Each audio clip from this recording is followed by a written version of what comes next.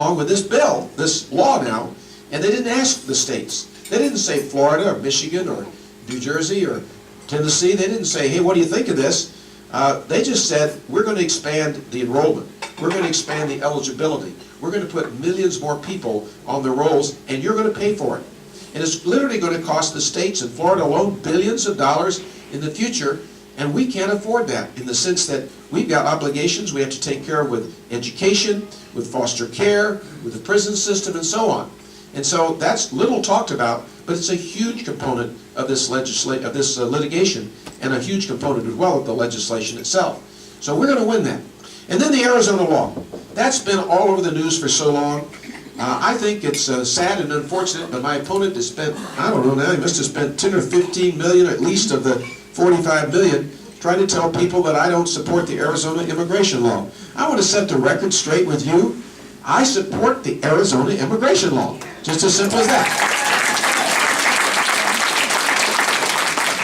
Now, if you want to know the whole chronology, I can go over that. Nancy McCollum said you need to go over the whole chronology. I'm not going to go over the whole chronology. But I'm going to tell you that when it first was passed out there, for 1 week, the Arizona immigration law I didn't support. For 1 week, because they had on contact in it. It could have led to racial profiling. I thought it was a bad bill, and I said so. Attorney generals are prone to speak out and speak their minds. But once the legislature went back in and corrected it, I agreed with it, so much so that not only did I agree with it, I went and joined Michigan and other states in defending its constitutional challenge by the Obama administration, and just yesterday, after a lot of work to provide a law that's peculiar to Florida, it's not the Arizona law exactly, but we have an Arizona-style law that I stood beside Representative Will Snyder and others, and you'll get to see that, John and Charles, shortly, and proposed a draft bill that would enact some of those similar provisions for the state of Florida. And what are they? Well, they're very simple. When a police officer stops, detains, or arrests somebody for another crime, they should be checking, under current law, to see if they're legal or illegal. All it takes is a telephone call, the right type of telephone call, to the Immigration Service, just to check. That's what we're talking about. They're allowed to do that today.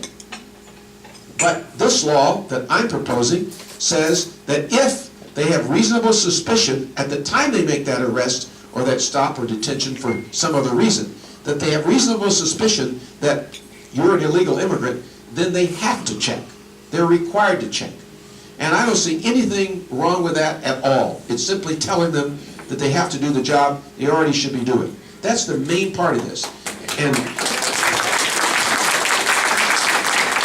And then we have a couple of add-ons they don't have in Arizona. Our statewide prosecutor said to us, you know, Bill, there's some real problems out there with illegals coming in our state right now, big time, who are bringing drugs here, a part of drug trafficking in particular. That concerns me the most. It deals with the fact that we just had an arrest in Central Florida last week of traffickers who've come in here the third time carrying kilos of cocaine, the third time in a month or so.